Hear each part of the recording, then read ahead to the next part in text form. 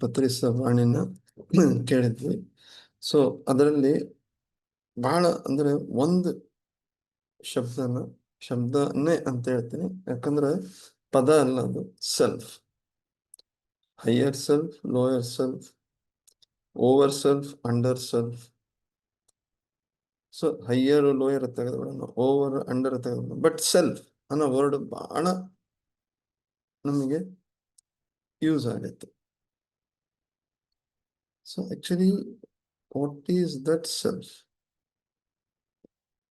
ನಿಜವಾಗ್ಲೂ ಏನದು self? So ಅದು ನಾವು ಪದಗಳ ಮುಖಾಂತರ ಅರ್ಥಕೊಳಕ್ಕಾಗತ್ತಾ? ಇಲ್ಲ. ಸೊ ಇಲ್ಲಿ ತುಂಬಾ ಅದ್ಭುತವಾಗಿ ಒಂದು ವಿಷಯನ ತಿಳಿಸ್ತಾ ಮಾಸ್ಟರ್ ತಿಳಿಸ್ತಾ ಇದ್ದಾರೆ. Why do we call A man mad? ಯಾರನ್ನಾದ್ರೂ ಒಬ್ಬನ ಹುಚ್ಚ ಅಂತ ಎದಕ್ಕೆ ಕರಿತೀವಿ? ಯಾಕಂದ್ರೆ he has A bigger mind. ನಮ್ ಕಾರಣ ದೊಡ್ಡ ಮನಸ್ಸು ಐತೆ ಆತನಿಗೆ, ಬೇರೆ ಇನ್ಯಾವ್ದು ಕಾರಣ ಇಲ್ಲ. ನಾವು ಕೆಲವೊಂದು ಇಮೇಜಸ್ನ ನಮ್ಮ ಒಳಗಡೆ ನೋಡ್ತೀವಿ, ಆತ ಅದನ್ನ ಹೊರಗಡೆ ಕೂಡ ನೋಡ್ತಾನೆ. ಸೊ ನಾವು ನಮ್ಮೊಳಗಡೆ ನಾವು ಯಾರನ್ನ ಪ್ರೇಮಿಸ್ತಾ ಇರ್ತೀವೋ ಅವ್ರ ಬಗ್ಗೆ ನಮ್ಮೊಳಗಡೆ ನಾವು ಮಾತಾಡ್ಕೊಂತೀವಿ. ಅದ್ರ ಮ್ಯಾಡ್ ಮ್ಯಾನ್, ಹುಚ್ಚ ಅನ್ನತ್ತ ಹೊರಗಡೆ ಜೋರಾಗಿ ಮಾತಾಡ್ತಾನೆ. ಅಂದ್ರೆ ಇಲ್ಲಿ ಅಂದ್ರೆ ಈ ಎಕ್ಸಾಂಪಲ್ ಎದಕ್ ತಗೊಂಡೆ ಅಂತಂದ್ರೆ, ಆತಗೆ ನಮ್ಗೆ ಇಷ್ಟೇ ವ್ಯತ್ಯಾಸ. ಆತ ಹೊರಗೆ ಹಾಕ್ತಾನೆ, ನಾವು ಒಳಗೆ ಮಾಡ್ಕೊಂತ ಇರ್ತೀವಿ. ಆತಗೆ ನಮಗೆ ಒಂದು ಗುಣಮಟ್ಟದಲ್ಲಿ ಒಂದು ಡಿಫ್ರೆನ್ಸ್ ಐತೆ. ನಾವು ಯಾರು ನಮ್ಮ ಪ್ರೀತಿ ಪಾತ್ರರಾಗಿರ್ತಾರೆ ಅವ್ರನ್ನ ಎದುರಿ ಕುಂದರ್ಸ್ಕೊಂಡು ನಾವು ಮಾತಾಡ್ಕೊಂತ ಇರ್ತೀವಿ. ನಮ್ದಿನ್ನೂ ಒಂಥರ ವೀಕರ್ ಮೆಕ್ಯಾನಿಸಮ್, ಆತಂದು ಮೋರ್ ಎಫಿಷಿಯಂಟ್. ಬೇರೆಯವ್ರು ಏನ್ ಅನ್ಕೊಂತಾರೆ?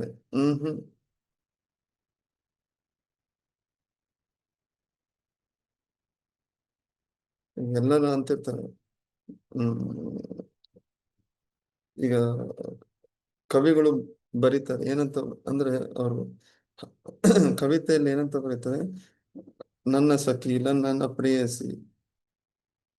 ಎದುರುಗಡೆ ಒಂದ್ ದೊಡ್ಡ ಆಡಿಟೋರಿಯಂ ಐತೆ, ಪ್ರಾಂಗಣ ಐತೆ, ಅಲ್ಲಿ ಸುಮಾರು ಜನ ಇದ್ದಾರೆ. ಆದ್ರೆ ನೀನೊಂದೇ ಆ ಜಾಗ ಬಿಟ್ಟೆ ಅಂದ್ರೆ ನನಗೆ ಯಾರು ಕಾಣಲ್ಲ. ನೊಬ್ಬಡಿ ಎಲ್ಸ್ ಎಕ್ಸಿಸ್ಟ್ ಫಾರ್ ಮೀ. ನೀನ್ ಅಲ್ಲಿಂದ ಜಾಗ ಖಾಲಿ ಮಾಡಿದ್ರೆ ನನಗೆ ಯಾರು ಕಾಣೋದಿಲ್ಲ. ನೀನು ಒಬ್ಬಕಿ ಇಲ್ಲ ಒಬ್ಬತ ಇದ್ರೆ ಯಾರು ಇಲ್ಲ ಅಂದ್ರೆ ಎಲ್ಲ ಇದ್ದಂಗ ಅನಿಸ್ತತೆ.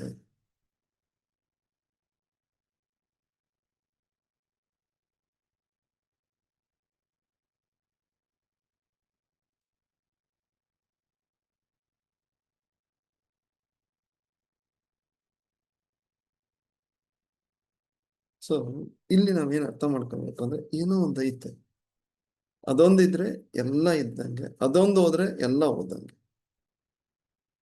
ಸೊ ಅದು ಯಾವುದು? ಸೊ ಮನಸ್ಸಿಗೆ ಎರಡು ಮೆಕ್ಯಾನಿಸಮ್ ಐತೆ. ಅಂದ್ರೆ mind can see which is not there.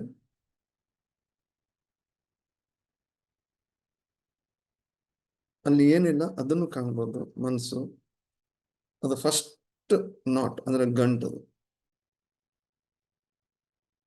So ಇಲ್ದೇ ಇರೋದು ನಾವು ಕಾಣ್ತಾ ಹೋದಾಗ ನಾವೇನಾಗ್ತೀವಿ, ಅಲ್ಲಿ ಸಿಕ್ಕಂತ ಹೋಗ್ತೀವಿ. ಸೊ ಎದಕ್ ನಾವ್ ಈ ಕಡೆ ಸಿಕ್ಕಂತ ಇದೀವಿ ಅಂದ್ರೆ, ಇನ್ನೊಂದೇನೋ ಮಹತ್ತರವಾದದ್ದೈತೆ, ಅದ್ರ ಕಡೆ ನಮಗೆ ಗಮನ ಇಲ್ಲ. You cannot know the self and retain the mind at the same time. ನಾನು ಹಿಂದ್ಗಡೆ ನನ್ನ ಸೆಲ್ಫ್, ನನ್ನ ಸ್ವಯಂನ ನೋಡ್ಕಂತ ನನ್ನ ಮನಸ್ಸನ್ನ ಉಳಿಸ್ಕೊಳಕ್ ಆಗೋದಿಲ್ಲ ಸೇಮ್ ಟೈಮ್ಗೆ. ಸೊ ಅಂದ್ರೆ forgetting your self is the essential for the mind to exist. ನಾನು ಅದನ್ನ ಮರೆತ್ರೆ ಈ ಕಡೆ ಮನಸ್ಸಿಗೆ ಬರ್ತೀನಿ.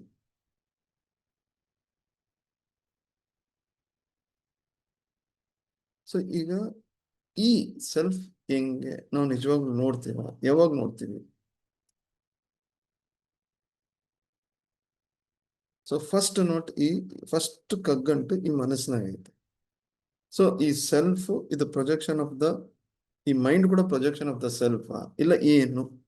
ಯಾಕಂದ್ರೆ ಫಸ್ಟ್ ನಾವು ವಾಟ್ ಇಸ್ ಸೆಲ್ಫ್ ಅಂದ್ರೆ ಇದು ಆಕ್ಚುಲಿ ನಮ್ಮ ಮನಸ್ಸಿಂದ ತಿಳ್ಕೊಳಕ್ ಆಗಲ್ಲ, ಆದ್ರೆ ಹಿಂದ್ಗಡೆ ಏನೋ ಒಂದು ಐತೆ, ಏನೋ ಒಂದು ಐತೆ. ಈಗ ನೋಡ್ರಿ, ಇದು ಎದಕ್ ನಾನು ಇದನ್ನ ಎದಕ್ ಇನ್ನು ಒಂಚೂರು ಸ್ಪಷ್ಟತೆ ನಾನು ಹೆಂಗ್ ಕೊಡ್ತೀನಿ ಅಂದ್ರೆ, ಈಗ ನಾವ್ ತಲೆ ಕೆಟ್ಟೋಗ್ಬಿಡ್ತತೆ, ಅಪ್ಪ ಇದರಿಂದ ನಾನು ಯಾವತ್ತು ದೂರ ಆಗ್ತೇನೆ, ಈ ಮನಸ್ಸಿಂದ ಈ ಆಲೋಚನೆಗಳಿಂದ ಯಾವತ್ತು ದೂರ ಆಗ್ತೀನಿ, ಈ ಬೇಡವೇ ಬೇಡ. ಎಲ್ರಿಗೂ ಬರ್ತದೆ ಅಂದ್ರೆ ಇಲ್ಲಿಂದ ನಾನು ಐ ಶುಡ್ ಡಿಸ್ ಎಂಟ್ಯಾಂಗಲ್ ಅಂದ್ರೆ ತೆಗೆದು ಹಾಕಬೇಕು. ಹಂಗೆ ಮನಸ್ಸು ತನ್ನನ್ನು ತಾನೇ ಡಿಸ್ಎಂಟ್ಯಾಂಗಲ್ ಮಾಡ್ಕೊಳಕ್ ಆಗಲ್ಲ. ಅವಾಗ ಏನಾಗ್ತದೆ, ಅದೇ ಮನಸ್ಸಿಂದ ನಾವು ಬಿಚ್ಕೊಳಕ್ ಹೋಗ್ತೀವಿ, ಬಿಚ್ಕೊಳಕ್ಕೆ ಆಗಲ್ಲ. ಹೆಂಗೆ ಅಂತಂದ್ರೆ ನಾಯಿ ತನ್ನ ಬಾಲನ್ನ ಹಿಂಬಾಲಿಸ್ಕೊಂಡಂಗೆ, ನಾಯಿ ಎಗ್ರಿ ತನ್ನ ಬಾಲನ್ನ ಮುಟ್ಟಕ್ ಆಗಲ್ಲ. ಇದು ಮನಸ್ಸಿನ ಸ್ಥಿತಿ.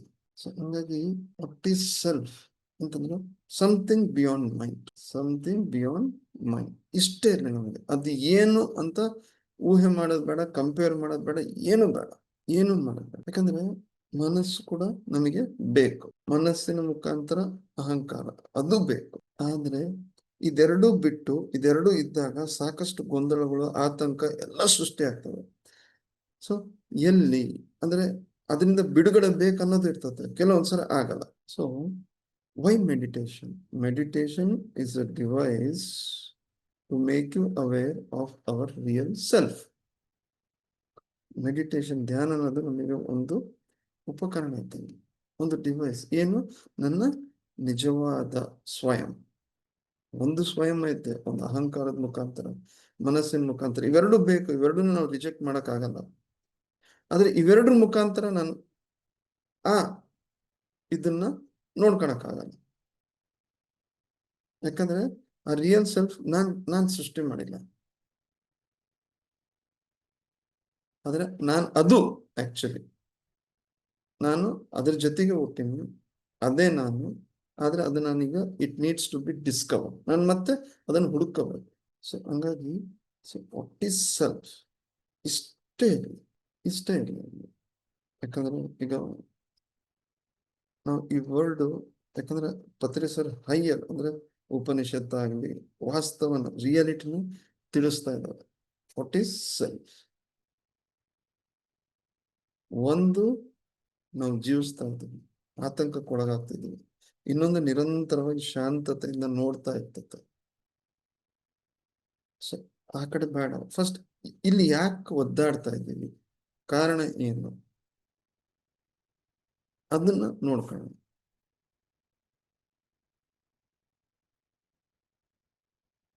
ಸೊ ಅದನ್ನ ನೋಡ್ಕೋಬೇಕು ಅಂದ್ರೆ ಈ ಮನಸ್ಸಿನ ಚಟುವಟಿಕೆಗಳು ಏನಿದಾವಲ್ಲ ಅದ್ರ ಬಗ್ಗೆ ಪೂರ್ತಿ ಗಮನ ಕೊಡಬೇಕು. ಬೇಸಿಕ್ ನೀಡ್ ಏನಪ್ಪಾ ಅಂತಂದ್ರೆ ಸೆಲ್ಫ್ ಆಕ್ಚುಲೈಸೇಷನ್. ಸೊ ಆಕ್ಚುಲೈಸೇಷನ್ ಅಂದ್ರೆ ಏನು? ಸೆಲ್ಫ್ ಆಕ್ಚುಲೈಸೇಷನ್ ಅಂದ್ರೆ ಇದು ವಾಸ್ತವೀಕರಣ. ಈಗ ಬೇಕಾಗಿರೋದು ನಮಗೆ ಅದು. ಅಂದ್ರೆ ಇನ್ನೊಂದು, ಈಗ ಮ್ಯಾನ್ ಇಸ್ ಬೋರ್ನ್ ಪೊಟೆನ್ಶಿಯಾಲಿಟಿ, ಅಂದ್ರೆ man is born as A potentiality. Master ತಿಳಿಸ್ತಾರೆ, ಇದು ಮನುಷ್ಯ ಹುಟ್ಟಿರೋದು ಸಾಮರ್ಥ್ಯದಿಂದ, as potential. He is not really actual.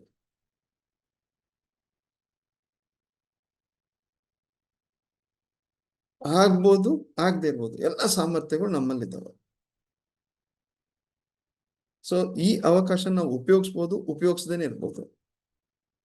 ಆಮೇಲೆ ಯಾವ ಪ್ರಕೃತಿ, ಯಾವ ಮಾಸ್ಟರ್, ಯಾವ ತಂದೆ ತಾಯಿ ಒತ್ತಡ, ಪ್ರಕೃತಿ ಅಂತೂ it is not forcing. To become actual. ನಾವ್ ಏನಿದ್ದೀವಿ ಆಕ್ಚುಯಲ್ ಆಗಿ ಅದು ಆಗ್ಬೇಕು ಅಂತ ಪ್ರಕೃತಿನ ಫೋರ್ಸ್ ಮಾಡಲ್ಲ. We are free to choose. ನಾವು ಫ್ರೀ ಇದ್ದೀವಿ ಆಯ್ಕೆ ಮಾಡ್ಕೊಳ್ಳೋದಕ್ಕೆ. ನಾನು ಏನು ಮಾಡ್ದಂಗೂ ಕುತ್ಕೋಬಹುದು, ಬೀಜ ರೂಪದಾಗ ಇರ್ಬೋದು, ಇಲ್ಲ ಅಂತಂದ್ರೆ ಪಾಸಿಬಿಲಿಟಿ ಆಫ್ ಫುಲ್ಫಿಲ್ಮೆಂಟ್ ಅಂದ್ರೆ ಒಂದು ಅವಕಾಶನ ಪೂರ್ಣ ಕಡೆನೂ ತಗೊಂಡು ಹೋಗ್ಬೋದು. ಸೊ ಈಗ ಬೇಕಾಗಿರೋ self actualization is basic need. So ಈ ಸೆಲ್ಫ್ ಆಕ್ಚುಲೈಸೇಷನ್ಗೆ ನಮಗೆ what is my lower self, what is my higher self, ಅದು ನಾನು ಅರ್ಥ ಮಾಡ್ಕೋಬೇಕು. ಎಲ್ಲಿವರೆಗೂ ಬೀಜ ವೃಕ್ಷ ಆಗೋದಿಲ್ಲ ಅಲ್ಲಿವರೆಗೂ ಈ ಆಕ್ಚುಲೈಸೇಷನ್ ನಮಗೆ ಬರಲ್ಲ. ಸೊ ಇವಾಗ ಏನಾಗ್ತದೆ ಅಂದ್ರೆ ಈ ಆಕ್ಚುಲಿಟಿ, ಈ ವಾಸ್ತವೀಕರಣ ನಾವು ಫುಲ್ಫಿಲ್ ಮಾಡ್ಕೊಳಕ್ ಆಗ್ತಾ ಇಲ್ಲ. ಸೊ ಅದಕ್ಕೆ ನಾವು ಯಾವ ರೀತಿ ಫುಲ್ಫಿಲ್ ಮಾಡ್ಕೊಂತ ಇದೀವಿ ಅಂದ್ರೆ ದುಡ್ಡು ದುಡಿತ, ಅಧಿಕಾರ, ಶ್ರೀಮಂತಿಕೆ, ಗೌರವ. ಸೊ ಇದೆಲ್ಲ ಬರ್ತತೆ, ಇದರಿಂದ ನಾವು ತುಂಬ್ಕೊಂತೀವಿ. ಆದ್ರೆ ಇದೆಲ್ಲ ಬಂದಾದ್ಮೇಲೆ ನಮಗೆ ಒಂದ್ ಕಡೆ ಅನಿಸ್ತತೆ ಎಲ್ಲೋ ಏನೋ ಮಿಸ್ ಹೊಡಿತಾ ಐತೆ, ಏನೋ ಪೂರ್ಣ ಇಲ್ಲ ಜೀವನ. ನನಗೆ ಫಸ್ಟಿಗೆ ಅದೆಲ್ಲ ಬಂದಾಗ 4 ಜನ ನಮಗೆ ನೋಡಿದಾಗ ಏನೋ ಒಂದು ಘನತೆ ಫೀಲ್ ಆಗ್ತತೆ. ಆದ್ರೆ ನಿಜವಾದ ಶ್ರೀಮಂತಿಕೆ ಎಲ್ಲೋ ಇಲ್ಲ ಇಲ್ಲ ಇಲ್ಲ ಅಂತ ಅನಿಸ್ತತೆ. ಆ ಖುಷಿ ಇಲ್ಲ, ಎಲ್ಲೋ ಒಳಗಡೆ ಒಂದ್ ಕಡೆ ಆತಂಕ. ಸೊ ಈ ಆಕ್ಚುಲೈಸೇಷನ್ ಇದೇನಾಯ್ತಲ್ಲ ವಾಸ್ತವೀಕರಣ ಬಹಳ ಇಂಪಾರ್ಟೆಂಟ್. ಇಷ್ಟೆಲ್ಲ ಇದ್ರು ಏನೋ ಮಿಸ್ ಆಗ್ತೈತೆ, ಏನೋ ಕಳ್ಕೊಂಡಿವಿ, ಏನೋ ಕಡಿಮೆ ಆಗತ್ತೆ. ಏನೋ ಕಡಿಮೆ ಆಗೈತಲ್ಲ, ಇದು ನಾವು ಅಹಂಕಾರದ ಮುಖಾಂತರ ನಾವು ಫ್ರೆಂಡ್ಸ್ ಹತ್ರ ಹೋಗ್ತೀವಿ, ಅವ್ರ ಹತ್ರ ಹೋಗ್ತೀವಿ, ಇವ್ರ ಹತ್ರ ಹೋಗ್ತೀವಿ, ಅದು ಇದು ಮಾತಾಡ್ಕೊಂಡು ಬರ್ತೀವಿ. ಏನಂದ್ರೆ ಇದನ್ನ ಪೂರ್ತಿ ಅಂದ್ರೆ ಆ ಮೂಮೆಂಟಿಗೆ ಇದನ್ನ ನಾನು ಪೂರ್ತಿ ಮಾಡ್ಕೋಬೇಕು. ಸೊ ಸೆಲ್ಫ್ ಆಕ್ಚುಲೈಸೇಷನ್ ಅಂದ್ರೆ ಮನುಷ್ಯ ಏನು ಸಾಮರ್ಥ್ಯ ಐತೆ ಆಗಬಹುದಾಗಿತ್ತೋ ಅದಾಗದು. ಈಗ ಬೀಜದ ತರ ಬಂದೀವಿ, ಹೂವು ಆಗ್ಬೇಕು, ಕಂಪ್ಲೀಟ್ ಗ್ರೋತ್, ಪೂರ್ಣ ಬೆಳವಣಿಗೆ. ಸೊ ನನ್ನ ಎಲ್ಲ ಸಾಮರ್ಥ್ಯತೆ ವಾಸ್ತವೀಕರಣ, ಎಲ್ಲ ಸಾಮರ್ಥ್ಯತೆ ಹೊರಗ್ ಬಿದ್ದು ಅರಳು ಅವಾಗ ನಾನು ಜೀವನದ ಒಂದು ಉತ್ತುಂಗ, ಪ್ರೇಮದ ಉತ್ತುಂಗ ನಾನು ಕಾಣ್ತೀನಿ.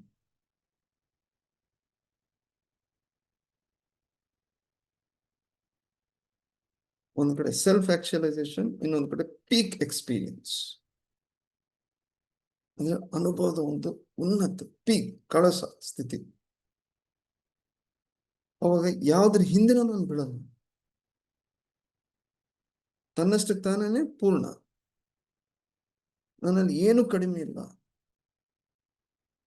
ಡಿಮ್ಯಾಂಡ್ ಇಲ್ಲ, ಡಿಸೈರ್ ಇಲ್ಲ, ಅಂದ್ರೆ ಏನು ಆಸೆಗಳು ಇಲ್ಲ.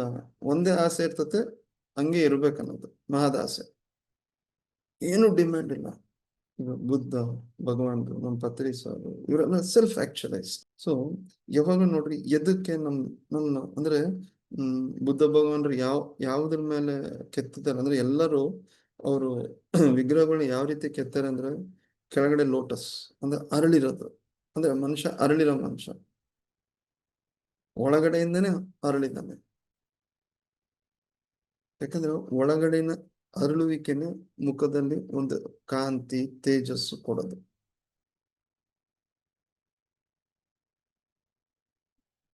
ಸೊ ಸೆಲ್ಫ್ ಆಕ್ಚುಲೈಸೇಷನ್ ಇದು ಇವತ್ತು ಬೇಸಿಕ್. ಯಾಕಂದ್ರೆ ನಾವು ಅದನ್ನ ಆಕ್ಚುಲೈಸ್ ಮಾಡ್ಬೇಕು. ಸೊ ಇವತ್ತಿಗೆ ಇಷ್ಟೇ ಸಾಕು, ತಲೆನೂ ಜಾಸ್ತಿ ಕೆಡಿಸ್ಕೊಬಿಟ್ರೆ ನಾವು ಈಗ ನಾವ್ ಏನಿದ್ದೀವಿ, ಏನ್ ಆಗ್ಬೇಕು ಅನ್ನೋದೈತೆ. ಪ್ರಕೃತಿ ನಮಗೆ ಆಗ್ಬೇಕು ಅನ್ನೋ ಸಾಮರ್ಥ್ಯದಿಂದನೇ ಕಳ್ಸಿರೋದು. ಸೊ ಅದು ಆಗ್ಲಾರ್ದಂಗೆ ಅಲ್ಲಿ ಆ ಗ್ಯಾಪ್, ಆ ಖಾಲಿತನಕ್ಕೆ ನಾವ್ ಏನನ್ನೋ ಮಾಡಿ ತುಂಬಿಸ್ಕೊಂತೀವಿ. ಎಲ್ಲ ಇರೋದು ಆ ಗ್ಯಾಪ್. ಅಂದ್ರೆ ಒಂದ್ಸಲ ಬುದ್ಧ ಭಗವಾನ್ದು ಎಕ್ಸಾಂಪಲ್, ಕಾಶಿಗೆ ಬರ್ತಾರೆ ಬುದ್ಧ ಭಗವಾನ್ರು.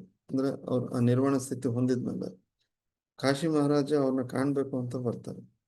ಬಂದಾಗ ಕೈಯಲ್ಲಿ ಭಿಕ್ಷಾ ಪಾತ್ರೆ ಒಂದೇ ಇರ್ತದೆ ಬುದ್ಧ ಭಗವಾನ್ರಿಗೆ. ನಾನು ಏನು ಕಾಣ್ತಾ ಇಲ್ಲ, ಭಿಕ್ಷಾ ಪಾತ್ರೆ ಒಂದೇ ನಿಮ್ಮ ಹತ್ರ ನೋಡ್ತಾ ಇರೋದು. ಆದ್ರೂ ನೀವು ನಿಮ್ಮ ನಡಿಗೆ, ನಿಮ್ಮ ನೋಟ, ನಿಮ್ಮ ನಗು ಏನ್ ಅನಿಸ್ತತೆ ಅಂದ್ರೆ ಇಡೀ ವಿಶ್ವನೇ ನಿಮ್ಮ ರಾಜ್ಯ. ನನಗೆ ಈ ರಾಜ್ಯ ಕಾಶಿ ಮಹಾರಾಜ ಕಾಶಿ ಮಾತ್ರ ಆತನ ರಾಜ್ಯಭಾರ ಆದ್ರೆ ಇಡೀ ವಿಶ್ವನೇ ನಿಮ್ ರಾಜ್ಯಭಾರ ಅನಿಸ್ತತಲ್ಲ. ಮತ್ತೆ ನಿಮ್ ಕೈಗೆ ಏನಿಲ್ಲ ಅಂದ್ರೆ ಏನಿಲ್ಲ ಅಂದ್ರೆ ಏನು ಕಾಣ್ತಾ ಇಲ್ಲ. ಒಂದು ಕಿರೀಟ ಇಲ್ಲ, ವಜ್ರದ ಕಿರೀಟ ಇಲ್ಲ, ಬಂಗಾರದ ಕಿರೀಟ ಇಲ್ಲ, ಪೀತಾಂಬರ ವಸ್ತ್ರ ಇಲ್ಲ, ಏನು ಇಲ್ಲ. ಆದ್ರೆ ಎಲ್ಲ ನೀವೇ ನಿಜವಾಗ್ಲೂ ರಾಜನ್ ತರ ಕಾಣ್ತಿದ್ದೀರಿ. ಈ ತರ ಯಾವ ರಾಜರು ಕಾಣೋದಿಲ್ಲ.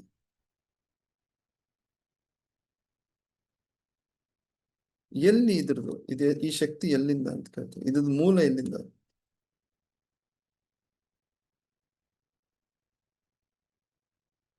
ಸೊ ನನ್ನ ಸುತ್ತು ನೀವೇನ್ ಕಾಣ್ತಿದ್ರಲ್ಲ ಅದು ನನ್ನ ಒಳಗಿರೋದು. ನನ್ನ ಸುತ್ತು ನೀವೇನ್ ಕಾಣ್ತಾ ಇದ್ರಲ್ಲ ಅದು ನನ್ನ ಒಳಗಿರೋದು. ನನಗೆ ನಾನ್ ಬಿಟ್ರೆ ಬೇರೆ ಏನೂ ಇಲ್ಲ. ಸಾಕು, ಐ ಆಮ್ ಫುಲ್ಫಿಲ್ಡ್. ನಾನು ಮತ್ತೆ ಏನು ಅಪೇಕ್ಷೆ ಇಲ್ಲ. That is self. ಅದ್ಭುತ ಸರ್. ಯಾಕಂದ್ರೆ ಮೇಡಮ್ ಈ ಗ್ಯಾಪ್ ಫಿಲ್ ಮಾಡೋದಕ್ಕೆ ನಾವ್ ಏನ್ ಮಾಡ್ತೀವಿ ಅಂದ್ರೆ we go on from one one desire to another. ಇದು ಮುಗಿತಾ ನೆಕ್ಸ್ಟ್ ಈ gap between the projected mind and the ನನ್ನ ಸಾಮರ್ಥ್ಯ.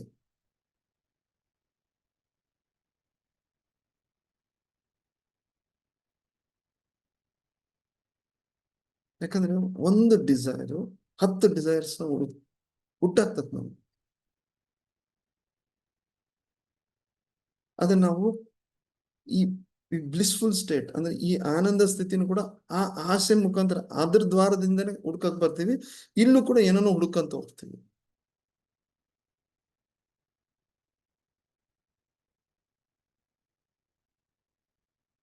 Actually, it is not a gap at all. It is not the gap, it is a created gap. ಅದು ಕೇವಲ ಬೀಜದಿಂದ ವೃಕ್ಷ ಅಥವಾ ಒಂದು ಬೆಳವಣಿಗೆ ಆಗುವ ಒಂದು ಹಂತದ ಒಂದು ಮಾರ್ಗನೋ ಅಥವಾ ಹಾದಿನೋ ಅನ್ಕೋಬೇಕಷ್ಟೆ. ಅದನ್ನ ಗ್ಯಾಪ್ ಅಂತ ಆ ಭ್ರಮೆನಲ್ಲಿದ್ದೀವ, ಮಾಯೆಯಲ್ಲಿದ್ದೀವ ಅನ್ನಿಸ್ತು. ಗ್ಯಾಪ್ ಇರೋದನ್ನ ತುಂಬಕ್ ಹೋಗ್ತೀವಿ. ತುಂಬಕ್ ಹೋಗ್ತೀವಿ ಮೇಡಮ್. ಇದು ಕೂಡ ತುಂಬ್ತಾ ಇದ್ರ ವ್ಯರ್ಥತೆ ಗೊತ್ತಾಗಿ ಮತ್ತೆ ಹಿಂದಕ್ಕೆ ತಿರುಗ್ತೀವಿ. ಮತ್ತೆ ವಾಪಸ್ ಈ ಕಡೆ ಸೆಲ್ಫ್ ಆಕ್ಚುಲೈಸೇಷನ್ಗೆ ಬರ್ತದೆ. ತುಂಬಿ ಜನ್ಮಗಳಾದ್ಮೇಲೆ ಅದೇ ಮೇಡಮ್ 60-65 ವರ್ಷ ಆದ್ಮೇಲೆ ಏನ್ ಮಾಡಿದ್ದು ಎಲ್ಲ ವ್ಯರ್ಥ. ಸರ್ ಅದೆಲ್ರಿಗೂ ಬರಲ್ಲ ಸರ್. ಬರಲ್ಲ ಮೇಡಮ್, ಬರಲ್ಲ ಸರ್ ಎಷ್ಟೋ ಜನರಿಗೆ. ಈಗ ಅದೇ ಮೇಡಮ್.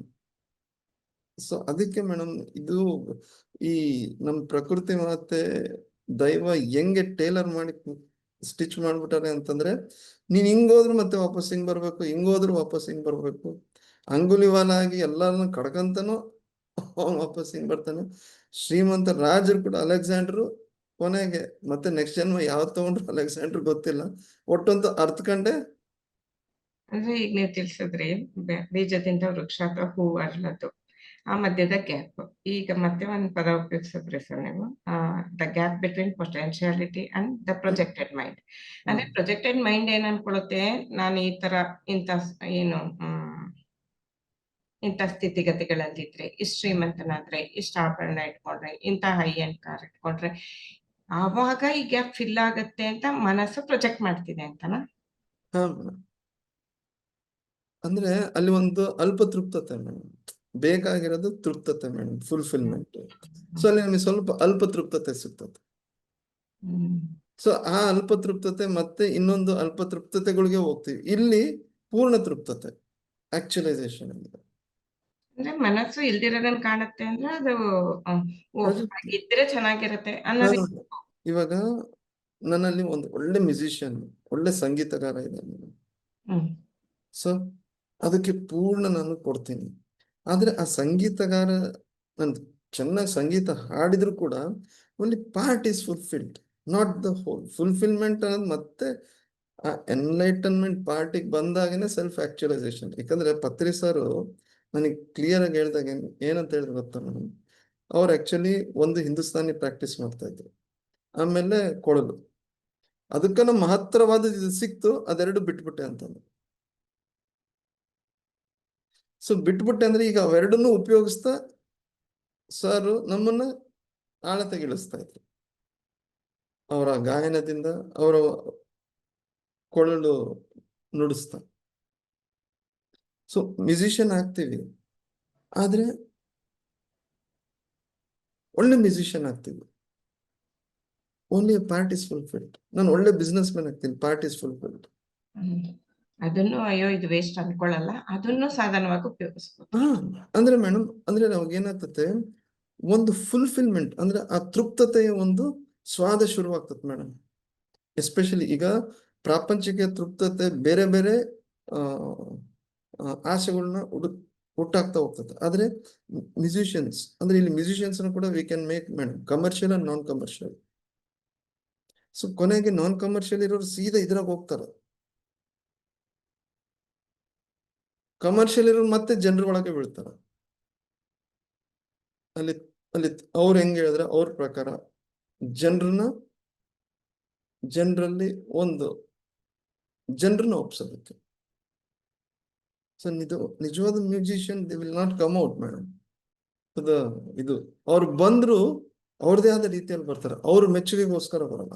ಯಾಕಂದ್ರೆ ನೋಡಿ ಮೇಡಮ್, ಯಾರಾದ್ರೂ ಮ್ಯೂಸಿಷಿಯನ್ಸ್ ತಗೊಳ್ರಿ, ಸಂಗೀತ ಹಾಡೋರ ತಗೊಳ್ರಿ, ಅವ್ರ ಮಗ್ನತೆ ಶುರುವಾಯ್ತು ಅಂತಂದ್ರೆ ಅವ್ರ ಮುಖದಲ್ಲಿ ನಾವು ಬುದ್ಧತ್ವನೇ ಕಾಣ್ತೀವಿ. ಈಗ ಯಾರಾದ್ರೂ ಒಬ್ಬ ಕವಿತೆಗಾರನ ತಗೊಳ್ರಿ, ಅವ್ರು ಹೇಳಕ್ ಶುರು ಮಾಡಿದ್ರು ಅಂತಂದ್ರೆ ಆ ಮೂಡ್ ಬಂತಂದ್ರೆ ಅವ್ರನ್ನ ನಾವು ಅದೇ ಅಂದ್ರೆ ಆ ಒಂದು ಸಮನ್ವಯತೆ, ಆ ಸಮಗ್ರತೆ ನೋಡ್ತೀವಿ. ಹಾಡೋರು ಕೂಡ ತಮ್ಮನ್ನು ತಾವು ಪೂರ್ತಿ ಮರ್ತ್ಕೊಂಡು ಹಾಡೋದು ಯಾವಾಗ ಬರ್ತೈತಿ, ಇನ್ನೊಬ್ಬರನ್ನ ಒಪ್ಪಿಸ್ಬೇಕು ಅಂತ ಇದ್ದಾಗಲ್ಲ. ಹಿಂಗೆ ನಾನು ಸೊ ಹಿಂಗೆ ನಮ್ಮ ಬುದ್ಧತ್ವದ ಒಂದು ತುಣುಕುಗಳು ಕೂಡ ನಮ್ಮಲ್ಲಿ ಬರ್ತೈತೆ. ತಾಯಿ ತನ್ನ ಮಕ್ಕಳನ್ನ ನೋಡ್ಬೇಕಾದ್ರೆ you have the same face of a Buddha. ಅಂದ್ರೆ ಇವೆಲ್ಲ ನಮಗೆ ತೋರ್ಸೋದು ಏನು ಅಂದ್ರೆ ಆ ಸಾಮರ್ಥ್ಯತೆ ಇದೆ ಅಂತ ನೆನಪಿಸ್ತೀವಿ.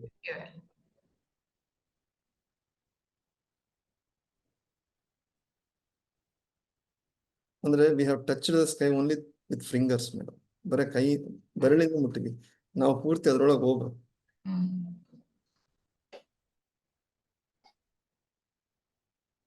ಈಗ ನಮ್ಮಲ್ಲಿ ಆ ಖಾಲಿತನ ಇರೋದಕ್ಕೆ ಮೇಡಮ್ ಏನ್ ಬೇಕೋ ಅದು ಹಾಕಿ ತುಂಬುತ್ತಾ ಇದೀವಿ. ಪತ್ರಿ ಸರ್ ಏನ್ ಹೇಳ್ತಾರೆ, ಏನ್ ಬೇಕೋ ಅದ್ ಹಾಕಿ ತುಂಬಬೇಡ್ರಪ್ಪ, ಸ್ವಾಧ್ಯಾಯ ಮಾಡ್ರಿ, ಇನ್ನೊಂಚೂರು ಹಿಂದಕ್ಕೆ ಹೋಗ್ತೀರಿ. ಸತ್ಸಂಗದಾಗಿರ್ರಿ, ಇನ್ನೊಂಚೂರು ಆಳತೆಗೆ ಹೋಗ್ತೀರಿ. ಸಜ್ಜನ ಸಾಂಗತ್ಯ ಮಾಡ್ರಿ, ಒಳಗೋಗಿದ್ದು ಆಳತೆಗೆ ಹೋಗಿದ್ದು ಅರಳಕಂತ ಪರಿಮಳ ಬೀರ್ತತೆ. ನಮಸ್ತೆ ಸರ್. ದೆಸೆ ಅಂದ್ರೆ ನಮಸ್ತೆ ಮೇಡಮ್. ದೆಸೆ ಅಂದ್ರೆ ನೇಟಿವಿಟಿ ಅಂತ ಅಷ್ಟೇ. ದೇಸಿ ಅಂತ ಹೇಳ್ತೀವಲ್ಲ ಮೇಡಮ್, ದೇಸಿ ತಳಿ ಅಂತೀವಿ. ಅಂದ್ರೆ ನೇಟಿವಿಟಿ ಅಂದ್ರೆ where do I belong to. ಅದು ದಿಕ್ಕು ದೆಸೆ ಇಲ್ಲ ಅಂತಂದ್ರೆ ಎಲ್ಲಿಗೆ ಹೋಗ್ಬೇಕು ಅಂತ ಗೊತ್ತಿಲ್ಲ, ನಾನು ಎಲ್ಲಿಗೆ ಸೇರಿದೀನಿ ಅಂತ ಗೊತ್ತಿಲ್ಲ, ನನ್ನ ಸ್ಥಳ ಯಾವುದು ಅಂತ ಗೊತ್ತಿಲ್ಲ. ಅಂದ್ರೆ ಇದು ನಂದು ಅಂತ ಹೇಳ್ಕೊಳ್ಳೋ ಒಂದು ಸ್ಥಳ ಇಲ್ಲ. I don't belong to anybody, anything, anywhere ಅಂತ. ಅದಕ್ಕೆ ದಿಕ್ಕು ದೆಸೆ ಇಲ್ದವ್ರು ಅಂತೀವಿ. ಹಾಗಾಗಿ ದೆಸೆ ಅಂತಂದ್ರೆ ನೇಟಿವಿಟಿ. ಮತ್ತೆ ನೀವು ಏನ್ ಕೇಳಿದ್ರಿ ಮೇಡಮ್, ಕೃಪೆ ಅಂತ ಕೇಳಿದ್ರಿ. ನನಗೆ ಕೃಪೆ ಅನ್ಸೋದೇನು ಅಂತಂದ್ರೆ ಸ್ಪೆಷಲ್ ಅಟೆನ್ಷನ್. ನಿನ್ನ ಕೃಪೆ ಇಲ್ಲಪ್ಪ ದೇವ್ರೆ ಅಂತಂದ್ರೆ ನನ್ನ ಬಗ್ಗೆ ಸ್ವಲ್ಪ ಜಾಸ್ತಿ ಅಟೆನ್ಷನ್ ಕೊಡಪ್ಪ, ಬೇರೆ ಯಾರ್ಯಾರಿಗೋ ಎಷ್ಟೆಷ್ಟೋ ಕೊಡ್ತಾ ಇದೀಯಾ, ವಿಶೇಷವಾಗಿ ನನ್ನ ಕಡೆ ಗಮನ ಕೊಟ್ರೆ ನಾನು ಉದ್ಧಾರ ಆಗ್ತೀನಿ ಅಂತ. ಹಾಗಾಗಿ ಕೃಪೆ ಅಂತಕ್ಕಂಥದ್ದು ನಮ್ಮಲ್ಲಿ ಶಕ್ತಿ ಇಲ್ಲದೆ ಇದ್ದಾಗ ಬಯಸ್ತಕ್ಕಂಥದ್ದು. ನಾವು ಸಮರ್ಥರಾದ್ರೆ ಕೃಪೆ ಬೇಕಾಗಿಲ್ಲ, ಸಾಮರ್ಥ್ಯದಿಂದ ಗಳಿಸ್ಕೋಬಹುದು. ಗುರು ಕೃಪೆ ಬೇಕು ಅಂತ ಯಾಕೆ ಹೇಳ್ತೀವಿ ಅಂತಂದ್ರೆ, ಸ್ವಲ್ಪ ಸ್ಪೆಷಲ್ ಅಟೆನ್ಷನ್ ಕೊಡಿ ಗುರುಗಳೇ, ನನ್ನ ಕಡೆಗೆ ಹೆಚ್ಚು ತಿಳುವಳಿಕೆ ನನಗೆ ಕೊಡಿ ಅಂತ. ಅದು ಒಂದು ನಮ್ಮ ವಿನಯ ಇರಬಹುದು, ಅಥವಾ ನಮ್ಮ ತುಡಿತ ಇರಬಹುದು. ನಾನು ಹೆಚ್ಚು ಕಲಿಬೇಕು ಅಂತಂದ್ರೆ ನೀವು ಹೆಚ್ಚು ನನಗ್ ಕೊಡಬೇಕು, ನೀವೆಲ್ರಿಗೂ ಹಂಚ್ತಾ ಇದ್ದೀರಾ, ನಾನು ಸ್ವಲ್ಪ ಜಾಸ್ತಿ ಕೊಡಿ ಅಂತ. ಬಹುಶಃ ಆ ಅರ್ಥನೂ ಇರಬಹುದು ಅನ್ನಿಸ್ತು. ಮತ್ತೆ ಇವತ್ತು ಸೆಲ್ಫ್ ಮತ್ತು ಮೈಂಡ್ ಬಗ್ಗೆ ಹೇಳಿದ್ರಲ್ಲ ಹರಿಶಂಕರ್ ಸರ್ ಅವರು, ನನಗೆ ತಕ್ಷಣ ಜ್ಞಾಪಕ ಬಂದಿದ್ದು ಪತ್ರಿಜಿಯವರ ವಾಣಿ. Soul is the mind in the matter ಅಂತ. ಈ ಎರಡು ಹಕ್ಕಿಗಳ ಬಗ್ಗೆ ಹೇಳ್ತಾ ಇದ್ರಲ್ಲ ಪತ್ರಿಜಿ ಅವರು ನಿನ್ನೆ, ಒಂದ್ ಮೇಲ್ಗಡೆ ಇದೆ, ಒಂದು ಕೆಳಗಡೆ ಇದೆ ಅಂತ. ಮೇಲಿರೋ ಹಕ್ಕಿನೇ ಪರಮಾತ್ಮ, ಕೆಳಗಿರೋ ಹಕ್ಕಿ ಆತ್ಮ ಅಂತ. ಅವ್ರು ಹೇಳೋದೇನು ಅಂತಂದ್ರೆ ಆ ಪರಮಾತ್ಮನ ಒಂದು ಅಂಶ ಕೆಳಕ್ ಬಂದಿದೆ ಅಂತ. ನನ್ಗೆ ಇದೆಲ್ಲ ಗೊಂದಲಗಳು ಜಾಸ್ತಿ ಇದೆ ಮೇಡಮ್. ಯಾಕೆ ಬರ್ಬೇಕು ಮಾಡೋ ಕೆಲ್ಸ ಇಲ್ದಿರಾ? ನೆಮ್ಮದಿಯಾಗಿ ಅಲ್ಲಿರ್ಬಾರ್ದಾ? ಇಲ್ಲಿಗೆ ಯಾಕೆ ಬರ್ಬೇಕು ಸ್ವಲ್ಪ ಭಾಗ ಅಂತ. ಮತ್ತು ಅದ್ರ ಹಿಂದಿನ ದಿವಸದ್ದು ಹೇಳಿದ್ರು ಅವರು, ಅಧಃ ಪೂರ್ಣಂ ಇದಂ ಪೂರ್ಣಂ ಅಂತ. ಅದು ಪೂರ್ಣವೇ, ಇದು ಪೂರ್ಣವೇ ಅಂತ. ಅಂದ್ರೆ ಮೊದ್ಲೇನ್ ಅನ್ಕೊಳ್ತಾ ಇದ್ದೆ ನಾನು, ಇಡೀ ಸಮುದ್ರದಿಂದ ಒಂದು ಹನಿ ನೀರ್ ತಕೊಂಡ್ ಬಂದ್ರೆ ಸಮುದ್ರದ ನೀರಿನಲ್ಲಿ ಏನೇನು ಗುಣಲಕ್ಷಣಗಳಿದೆಯೋ ಅದೇ ಗುಣಲಕ್ಷಣಗಳು ಈ ಹನಿ ನೀರಲ್ಲೂ ಇರುತ್ತೆ. ಹಾಗಾಗಿ ಈ ಹನಿ ನೀರು ಪೂರ್ಣವೇ, ಸಮುದ್ರವೂ ಪೂರ್ಣವೇ, ಏನೋ ವ್ಯತ್ಯಾಸ ಇಲ್ಲ. ಅಥವಾ ಸಕ್ಕರೆ ಕರಗಿಸಿರೋ ನೀರಿಂದ ಒಂದ್ ಹನಿ ತಗೊಂಡ್ರೆ ಆ ನೀರಿನಲ್ಲಿ ಏನೇನ್ ಗುಣಲಕ್ಷಣ ಇದೆಯೋ ಆ ಗುಣಲಕ್ಷಣಗಳು ಇದರಲ್ಲೂ ಇದೆ ಅಂತ. ಅಥವಾ ತಾಯಿ ಗರ್ಭದಿಂದ ಮಗು ಹೊರಗೆ ಬಂದ್ರೆ ಆ ದೇಹದಲ್ಲಿ ಏನೇನು ಗುಣಲಕ್ಷಣಗಳಿದೆಯೋ ಅದೇ ಗುಣಲಕ್ಷಣಗಳು ಈ ದೇಹದಲ್ಲೂ ಇರುತ್ತವೆ. ಅಧಃ ಪೂರ್ಣಂ ಇದಂ ಪೂರ್ಣಂ, ಪೂರ್ಣಾತ್ ಪೂರ್ಣ ಮುದುಚ್ಯತೆ, ಪೂರ್ಣದಿಂದಲೇ ಪೂರ್ಣ ಹೊರಗೆ ಬರುತ್ತೆ ಅಂತ. ಸೊ ಏನು ಕೊರತೆ ಇಲ್ದಿರ ಬರುತ್ತೆ ಅದು ಅಂತ. ಆದ್ರೆ ಆಮೇಲೆ ಅನ್ನಿಸ್ತು, ಏನ್ ದಡ್ಡನಾಗಿ ಯೋಚನೆ ಮಾಡ್ತಾ ಇದ್ದೀನಿ ನಾನು. ಅಲ್ಲ, ಅಧಃ ಪೂರ್ಣಂ ಇದಂ ಪೂರ್ಣಂ ಅಂತಂದ್ರೆ ಒಂದೇ ವಸ್ತುವಿನ ಒಂದು ಭಾಗ ಅಂತ ಯಾಕೆ ಕಲ್ಪನೆ ಮಾಡ್ಕೋಬೇಕು ನಾನು? ಪ್ರಪಂಚದಲ್ಲಿ ಏನೇನು ವೈವಿಧ್ಯತೆ ಇದೆಯೋ ಎಲ್ಲವೂ ಪೂರ್ಣವೇ, ಎಲ್ಲದರಲ್ಲೂ ಆ ಅಂಶವೇ ಇದೆ ಅನ್ನೋದು ಯಾಕೆ ಅರ್ಥ ಆಗ್ತಾ ಇಲ್ಲ ಅಂತ. ಆ ಎನರ್ಜಿನೇ ಎಲ್ಲದರಲ್ಲೂ ಇದೆ ಅಂತ ಅದು ಗೊತ್ತಾಗ್ಬಿಟ್ಮೇಲೆ ಈಗ ಮತ್ತೆ ಅಲ್ಲಿಂದ ಸ್ವಲ್ಪ ಭಾಗ ಇಲ್ಲಿಗೆ ಯಾಕೆ ಬರ್ಬೇಕು ಅಂತ. ಆಮೇಲೆ ಏನನ್ನಿಸ್ತು, ಈಗ ನನ್ ಮಗನ್ಗಿನ್ನ ಹಾಲ್ ತಗೊಂಬಾರಪ್ಪ 1 ಲೀಟರ್ ಅಂತ ಕಳಿಸ್ತೀನಿ. ಯಾಕೆ ಕಳಿಸ್ತೀನಿ ಅಂದ್ರೆ ನನ್ಗೇನೋ ಬೇಕು ಅಂತ ಅವನ್ ಕಳಿಸ್ತೀನಿ.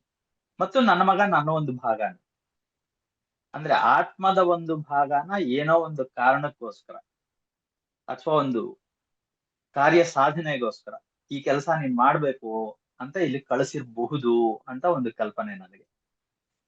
ನಾವು ಮಹಾತ್ಮರು ಯಾಕೆ ಬರ್ತಾರೆ ಅಂತಂದ್ರೆ ಪೀಕಲ್ಲಿರೋರು ಮತ್ತೆ ಪಾತಾಳಕ್ಕೆ ಯಾಕೆ ಬರ್ತಾರೆ ಅಂದ್ರೆ ಇಲ್ಲಿರೋರನ್ನ ಕರ್ಕೊಂಡು ಹೋಗಕ್ಕೆ ಅನ್ನೋ ಅರ್ಥದಲ್ಲಿ ಮಾತಾಡ್ತೀವಿ. ಅವ್ರಿಗೆ ಪುನರ್ಜನ್ಮ ಇಲ್ಲ. ಜನ್ಮ ಯಾಕೆ ತೆಳಿತಾರೆ ಅಂತಂದ್ರೆ ಯಾವ್ದೋ ಉದ್ದೇಶಕ್ಕೋಸ್ಕರ. ವಿಷ್ಣು ದಶಾವತಾರಗಳನ್ನ ಎತ್ತಿದ ಹಾಗೆ ಆ ಒಂದು ಪರಮಾತ್ಮ ಅದರ ಒಂದು ಸ್ವರೂಪ, ಒಂದು ಅಂಶ ಭೂಮಿಗೆ ಬಂತು ಅಂತ. ಅದ್ರ ತುಂಬಾ ಸಲ ಏನಾಗ್ಬಿಡುತ್ತೆ, ಇಲ್ಲಿಗೆ ಬಂದ ಮೇಲೆ ಪ್ರಪಂಚಕ್ಕೆ ಬರ್ತಿದೀವಿ ಅಂತಿದ್ದ ಹಾಗೇನೆ ಸಂಘ. ಅದು ಸಂಘ ಅಂತಂದ್ರೆ ಅದ್ರ ಜೊತೆಲಿ ಇರ್ಬೇಕು. ಜೊತೆಲಿ ಇರ್ತಿದ್ದಾಗ ಏನಾಗ್ಬಿಡುತ್ತೆ ಅಂತಂದ್ರೆ ಅದೊಂದು ಘೋಷವಾಕ್ಯ ಇದೆಯಲ್ಲ, ಸಂಘಾತ್ ಸಂಜಾಯತೆ ಕಾಮ, ಕಾಮಾತ್ ಕ್ರೋಧೋಪಿ ಜಾಯತೆ, ಕ್ರೋಧಾತ್ ಭವತಿ ಸಮ್ಮೋಹ, ಸಮ್ಮೋಹಾತ್ ಸ್ಮೃತಿ ವಿಭ್ರಮ, ಸ್ಮೃತಿರ್ನಾಶಾತ್ ಬುದ್ಧಿನಾಶೋ, ಬುದ್ಧಿನಾಶಾತ್ ಪ್ರಣಶ್ಯತಿ. ಹಾಗಾಗಿ ಸಂಘಕ್ಕೆ ಬರ್ತಿದ್ದಾಗನೆ ಕಾಮ ಶುರುವಾಗ್ಬಿಡುತ್ತೆ, ಆಸೆ ಶುರುವಾಗುತ್ತೆ. ನಾರದರು ಬ್ರಹ್ಮನ ಮಗ, ಮಾನಸ ಪುತ್ರ. ಆತನಿಗೆ ಮಾಯ ಸೋಕೋದು ಅಂದ್ರೆ ಅರ್ಥ ಏನು ಮೇಡಮ್? ಆದ್ರೂ ನಾವೊಂದ್ ಕಲ್ಪನೆ ಮಾಡ್ಕೊಂಡಿದೀವಿ, ಅವನ್ ನೀರ್ ಕೇಳಕ್ ಹೋದ, ಒಬ್ಬ ಹುಡುಗಿ ಕಾಣಿಸಿದ್ಲು, ಮೋಹದಲ್ಲಿ ಬಿದ್ಬಿಟ್ಟ, ಎಲ್ಲಾ ಮರ್ತ್ಬಿಟ್ಟ, ಮದ್ವೆ ಮಾಡ್ಕೊಂಡ, ಸಂಸಾರ ನಡೆಸ್ದ, ಮಕ್ಕಳಾಯ್ತು. ಇದು ನಿಜವಾಗ್ಲೂ ನಡೆದಿರ್ಲಿಕ್ಕೆ ಸಾಧ್ಯ ಇದೆಯಾ ಅನ್ನೋದೇ ಒಂದು ಕಲ್ಪನೆ, ಒಂದು ಅನುಮಾನ. ಅಥವಾ ಶಂಕರಾಚಾರ್ಯರು ಚಂಡಾಲನ ನೋಡಿ ಪಕ್ಕಕ್ಕೆ ಹೋಗೋ ಅಂತಕ್ಕಂಥ ಮೌಢ್ಯ ಅವ್ರಿಗಿತ್ತು ಅಂತ ನನ್ಗನ್ಸಲ್ಲ. ನಾವು ಇನ್ಯಾರಿಗೋ ಇದರ ಮಹಿಮೆಯನ್ನ, ಮಹತ್ವವನ್ನ ತಿಳಿಸಕ್ಕೆ ನಾವು ಸೃಷ್ಟಿ ಮಾಡಿರೋ ಕಥೆ ಅನ್ಸುತ್ತೆ. ಹಾಗಾಗಿ ಇಂಥವೆಲ್ಲ ಏನಕ್ಕಾಗುತ್ತೆ ಅಂತಂದ್ರೆ ನಾವು ಸಂಘಕ್ಕೆ ಬಂದ ಮೇಲೆ, ವ್ಯಾಮೋಹಕ್ಕೆ ಬಿದ್ದ ಮೇಲೆ ಆಗ್ತಕ್ಕಂಥ ಬದಲಾವಣೆಗಳು. ಅಂದ್ರೆ ಇಲ್ಲಿಗೆ ಬಂದ ಮೇಲೆ ನಾವ್ ಯಾಕೆ ಬಂದಿದೀವಿ ಅನ್ನೋದು ಮರ್ತ ಹೋಗ್ಬಿಡ್ತೀವಿ. ಈಗ ನನ್ ಮಗನ್ನ ಹಾಲ್ ತಗೊಂಬಾರಪ್ಪ ಅಂತ ಕಳಿಸಿದ್ರೆ ಅಲ್ಲವನ್ಗೆ ಯಾರೋ ಸ್ನೇಹಿತರು ಸಂಘ ಸಿಕ್ತು ಅಂತ ಹೇಳಿ ಅವ್ರ ಜೊತೆ ಮಾತಾಡ್ತಾ ಆ ವಿಷಯ ಈ ವಿಷಯ ಮಾತಾಡ್ಕೊಂಡ ಹಾಲ್ ತರೋದೇ ಮರ್ತು ಬಿಡೋ ಹಾಗೆ ನಾವಿಲ್ಲಿ ಯಾಕೆ ಬಂದಿದೀವಿ ಅನ್ನೋದನ್ನೇ ಮರ್ತು ಹೋಗ್ತೀವಿ ಅಂತ. ಅದನ್ನೇ ಪತ್ರಿಜಿ ಅವರು ನಿನ್ನೆ ಮಮತಾ ಮೇಡಮ್ ಕಳಿಸಿದ ವಾಣಿಲಿ ಹೇಳಿದ್ರು. ಇಲ್ಲಿಗೆ ಬಂದಿರೋದು ಏನ್ ಮಾಡುತ್ತೆ ಅಂತಂದ್ರೆ ಕೆಳಗಡೆ ಏನೇನೋ ಹಣ್ಣುಗಳು ತಿನ್ನಕ್ ಶುರು ಮಾಡುತ್ತಂತೆ. ಒಂದ್ ಸಿಹಿ ಹಣ್ಣು, ಒಂದ್ ಕಹಿ ಹಣ್ಣು. ಸಿಹಿ ಹಣ್ಣು ತಿನ್ಬಿಟ್ಟು ಅಬ್ಬಬ್ಬಬ್ಬ ಎಷ್ಟ್ ಚೆನ್ನಾಗಿದ್ಯಪ್ಪ ಅನ್ಕೊಳ್ಳುತ್ತೆ. ಕಹಿ ಹಣ್ಣು ತಿನ್ಬಿಟ್ಟು ಇದೇನ್ ಚೆನ್ನಾಗಿಲ್ಲ ಅನ್ನತ್ತೆ. ಅಂದ್ರೆ ಏನೇನೋ ರುಚಿ ನೋಡ್ತಾ ಹುಡುಕ್ತಾ ಮೇಲೊಂದ್ಸಲ ನೋಡುತ್ತಂತೆ. ಅಲ್ಲಿ ಯಾವ್ದೋ ಒಂದು ಹಕ್ಕಿ ಇದೆಯಲ್ಲ ಅಂತ ಈ ಕುತೂಹಲದಿಂದ ಸ್ವಲ್ಪ ಸ್ವಲ್ಪ ಮೇಲಕ್ಕೆ ಹೋಗುತ್ತೆ ಅಂತ. ಅಂದ್ರೆ ಇದ್ ನಾನ್ ಯಾಕೆ ಬಂದಿದ್ದೀನಿ ಅನ್ನೋದು ಮರೆತು ಈ ಪ್ರಾಪಂಚಿಕ ಸುಖಗಳಲ್ಲೇ ಮೈಮರ್ತಿರ್ತಕ್ಕಂತ ಹಕ್ಕಿ, ಆ ಆತ್ಮದ ಒಂದು ಅಂಶ, ಮೇಲ್ಗಡೆ ಇನ್ನೊಂದಿದೆ ಆತ್ಮ ಅನ್ನೋದನ್ನ ಗುರುತಿಸಿ ಡ್ಯುಯಾಲಿಟಿ, ಅಲ್ಲಿಗೆ ಹೋಗ್ಬೇಕು ಅಂತ ಮೇಲಕ್ಕೆ ಹೋಗ್ಬೇಕು. ಸ್ವಲ್ಪ ಒಂದೊಂದೇ ಕೊಂಬೆ ಹತ್ತಿ ಹೋಗ್ಬೇಕು. ಅಲ್ಲಿಗೆ ಹೋಗಿ ನೋಡಿದಾಗ ಆ ಹಕ್ಕಿಗೆ ಅದು ಗೊತ್ತಾಗತ್ತಂತೆ, ಅರೆ ನಾನೇ ಅಲ್ವಾ ಇದು ಅಂತ. ಹಾಗಾಗಿ ಡ್ಯುಯಾಲಿಟಿನೇ ಇಲ್ಲ, ಎರಡೂ ಒಂದೇನೆ. ಮತ್ ಕೆಳಗಿದ್ದಿದ್ ಯಾರು? ಅದು ನಾನೇ. ಇಲ್ಲಿರೋದು ಯಾರು? ಅದು ನಾನೇ. ಅದನ್ನೇ ಪೂರ್ಣಮದಂ ಪೂರ್ಣಮಿದ ಪತ್ರಿಜಿಯವರು ಹೇಳ್ತಾ ಇದ್ದಿದ್ದು ಅದೇ. ಹಾಗಾಗಿ ನನಗೆ ಆಕ್ಚುಯಲೈಸೇಷನ್ ಅಂತ ಹೇಳಿದ್ರಲ್ಲ ಹರಿಶಂಕರ್ ಸರ್ ಅವರು, ಅಂದ್ರೆ ನಿಜ ಏನು ಅಂತ ಅರ್ಥ ಮಾಡ್ಕೊಳ್ತಕ್ಕಂಥದ್ದು ಮತ್ತು ಅದೇ ಆಗ್ತಕ್ಕಂಥದ್ದು, ಆ ಅರಿವು ನಮ್ಗೆ ಉಂಟಾಗ್ಬೇಕು ಅಂತ. ಅದಾಗ್ಬೇಕು ಆಗ್ಬೇಕು ಅಂದ್ರೆ ಏನ್ ಮಾಡ್ಬೇಕು ಅಂದ್ರೆ ಧ್ಯಾನ ಮಾಡ್ಬೇಕು ಅಂತ. ಅಂದ್ರೆ ಸಂಘಕ್ಕೆ ಬೀಳ್ತಿದ್ದಾಗ ಏನಾಗ್ತಾ ಇದೆ ನಮ್ಗೆ, ಸಂಘದಿಂದ ಕಾಮ ಆಸೆ ಹುಟ್ಟೋದ್ರಿಂದ ಅದನ್ನೆಲ್ಲ ಸಾಧಿಸ್ಕೋಬೇಕು ಅಂತ. ಏನನ್ನ ಸಾಧಿಸ್ಕೋಬೇಕು? ಬೇರೆಯವ್ರು ಏನ್ ಇಷ್ಟ ಪಡ್ತಾ ಇದಾರೋ ಅದನ್ನ ಸಾಧಿಸ್ಕೊಳ್ಬೇಕು, ನನಗೇನ್ ಬೇಕು ಅಂತಲ್ಲ. ನಾನು ಒಂದು ಕಾರ್ ಯಾಕೆ ತಗೋಬೇಕು ಅಂತೀನಿ ಅಂತಂದ್ರೆ ಪಕ್ಕದ ಮನೆಯವ್ರ ಹತ್ರ ಕಾರ್ ಇದೆ ಅಂತ, ನನ್ನ ಸೌಲಭ್ಯಕ್ಕೋಸ್ಕರ ಅಲ್ಲ. ಆ ಮೊದ್ಲು ಕಾರ್ ತಗೊಂಡಾಗ ಬಹಳ ಖುಷಿ. ಆ ಕಾರ್ನಲ್ಲಿ ಹೋಗ್ಬೇಕಾದ್ರೆ ಯಾರನ್ನ ವಿಶ್ ಮಾಡಿದ್ರೆ ಏನೋ ಭೂಮಿಯಿಂದ ಒಂದು 10 ಅಡಿ ಮೇಲಕ್ಕೆ ಏರಿದ ಅನುಭವ, ಎಲ್ರಿಗಿನ್ನ ನಾನ್ ಮೇಲಕ್ಕೆ ಹೋಗ್ಬಿಟ್ಟಿದೀನಿ ಅಂತ ಖುಷಿ. ಆಮೇಲೆ ಇನ್ಯಾರೋ ನನ್ನ ಸ್ನೇಹಿತ ನನಗಿನ್ನ ಒಂದು ಒಳ್ಳೆ ಕಾರ್ ತಗೊಂಡ್ರೆ ಅಯ್ಯಯ್ಯೋ ನಾನು 10 ಅಡಿ ಕೆಳಕ್ ಹೋಗ್ಬಿಟ್ನಲ್ಲ ಅನ್ನೋ ನೋವು. ಆದ್ರೆ ಇದಕ್ಕೆ ನಾನು ತೊಡಗಿಸ್ತಕ್ಕಂಥ ಶಕ್ತಿ ಇದೆಯಲ್ಲ, ಎನರ್ಜಿ, ಅಂದ್ರೆ ಯಾವ ಶಕ್ತಿಯನ್ನ ವಿನಿಯೋಗಿಸಿ ನಾನು ಹಣ ಸಂಪಾದನೆ ಮಾಡಿದೀನೋ, ಯಾವ ಶಕ್ತಿಯನ್ನ ಹಣದ ರೂಪಕ್ಕೆ ಪರಿವರ್ತಿಸಿದ್ನೋ, ಆ ಹಣವನ್ನ ವ್ಯರ್ಥವಾಗಿ ಇದಕ್ಕೆ ಹಾಕದ್ನಲ್ಲ ಅಂತ. ಅಂದ್ರೆ ಇದು ನನಗೆ ಸುಖ ಕೊಡ್ತಾ ಇಲ್ಲ, ಇದಕ್ಕಿನ್ನ ಹೆಚ್ಚಿನ ಶಕ್ತಿ ಬೇಕು, ಹೆಚ್ಚಿನ ಸಾಮರ್ಥ್ಯವನ್ನ ವಿನಿಯೋಗಿಸ್ಬೇಕು. ಈ ಕಾರ್ ಮಾರ ಹಾಕಿ ಅವ್ರು ತಗೊಂಡಿರೋದಕ್ಕಿನ್ನ ಒಳ್ಳೆ ಕಾರ್ ತಗೋಬೇಕು, ಉಪಯೋಗ ಏನೂ ಇಲ್ಲ. ಅಂದ್ರೆ ನಾನ್ ನಿಜವಾಗ್ಲೂ ನನ್ಗೇನ್ ಬೇಕು ಅನ್ನೋದ್ರಿಂದ ದೂರ ಹೋಗ್ತಾ ಇದೀನಿ, ಈ ಆಸೆಯಲ್ಲಿ ಬಿದ್ದು. ಆಸೆ ತೀರಿಸ್ಕೊಳ್ಳಕ್ ಆಗ್ಲಿಲ್ವಾ, ಆವಾಗ ಕ್ರೋಧ ಶುರುವಾಗುತ್ತೆ, ಕೋಪ, ಸಿಡಿಮಿಡಿ, ಅದಕ್ಕೇನು ಏನೇನೋ ಮನಸ್ಸಿನಲ್ಲಿ ಬದಲಾವಣೆಗಳು. ಒಟ್ನಲ್ಲಿ ನನ್ನಿಂದ ನಾನು ದೂರ ಹೋಗ್ತಾ ಇದ್ದೀನಿ ಅಂತ. ಅದೇ ಮೇಲಿರೋ ಹಕ್ಕಿಯಿಂದ ತುಂಬಾ ದೂರಕ್ಕೆ ಕೆಳಕ್ಕೆ ಇಳಿತಾ ಇದ್ದೀನಿ, ಕೊಂಬೆಗಳು ಕೊಂಬೆಗಳು ಕೊಂಬೆಗಳು ಕೊಂಬೆಗಳು. ಅದು ಅರಿವಾಗಬೇಕು ಅಂದ್ರೆ ಧ್ಯಾನ ಮಾಡಬೇಕು ಅಂತ. ಧ್ಯಾನ ಮಾಡೋದು ಅಂದ್ರೆ ಏನು? ಉಸಿರಿನ ಕಡೆ ಗಮನ ಕೊಡ್ತಕ್ಕಂಥದ್ದು ಸರಿನೇ. ನಿನ್ನೆ ಹೇಳಿದ್ರು ಇನ್ಫಾರ್ಮೇಶನ್ ಅದೊಂದು ಕೀ ಅಂತ. ಆ ಇನ್ಫಾರ್ಮೇಶನ್ ಎಲ್ಲಿ ಸಿಗುತ್ತೆ ಅಂತಂದ್ರೆ ನಾನು ಆಲೋಚನೆಗೆ ಇಳಿದಾಗ, ಧ್ಯಾನಕ್ಕೆ ಇಳಿದಾಗ, ನಿಜವಾಗ್ಲೂ ನನಗೇನ್ ಬೇಕು, ಕಾರ್ ಏನಕ್ ಬೇಕು, ಅದಕ್ಕಿನ್ನ ಅನುಕೂಲ ಅಂದ್ರೆ ಬಸ್ ಇದೆಯಲ್ಲಪ್ಪ, ನನ್ನ ಎನರ್ಜಿ ಖರ್ಚಾಗಲ್ಲ, ಅಂದ್ರೆ ನಾನು ಗಳಿಸಿರ್ತಕ್ಕಂಥ ಹಣ ಖರ್ಚಾಗಲ್ಲ, ನಾನು ಹಣ ಅಂತಿರೋದು ಲೌಕಿಕವಾಗಲ್ಲ, ಅದು ನಾನು ಸ್ವಸಾಮರ್ಥ್ಯದಿಂದ ಗಳಿಸಿರ್ತಕ್ಕಂಥ ಶಕ್ತಿಯನ್ನ ಹಣವಾಗಿ ಪರಿವರ್ತಿಸಿದೀನಿ ಅಷ್ಟೇನೆ. ಈ ಹಿಂದೆ ಯಾವುದೋ ಒಂದು ಕಥೆನಲ್ಲಿ ಒಬ್ಬ ಸ್ವಾಮೀಜಿಗಳನ್ನ ಕೇಳ್ತಾರೆ, ನಾನು ಎಷ್ಟು ಶಕ್ತಿವಂತ ಗೊತ್ತಾ ಅಂತ ಒಬ್ಬ ಸನ್ಯಾಸಿ. ಏನ್ ಶಕ್ತಿ ಗಳಿಸಿದೀಯಪ್ಪ? ನಾನ್ ನೀರ್ ಮೇಲೆ ನಡಿತೀನಿ ಬೇಕಾದ್ರೆ ಅಂತ.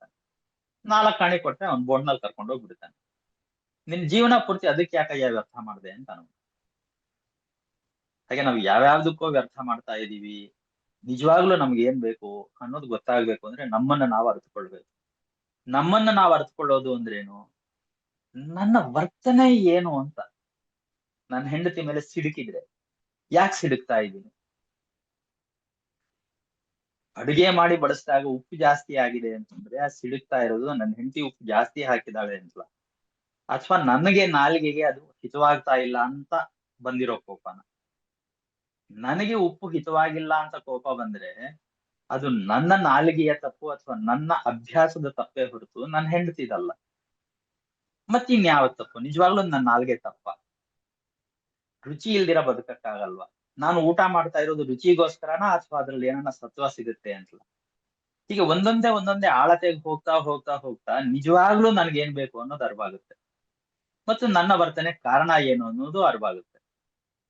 ಹಾಗೆ ಅರಿವಾಗ್ತಾ ಇವೆಲ್ಲ ಏನೋ ಅರ್ಥವಿಲ್ಲದ್ದು ಅನ್ನೋದು ಅರಿವಾಗುತ್ತೆ. ಹಾಗಾದ್ಮೇಲೆ ಅರ್ಥ ಇರೋದು ಏನು ಅಂತ ಹುಡುಕಾಟ ಶುರುವಾಗುತ್ತೆ.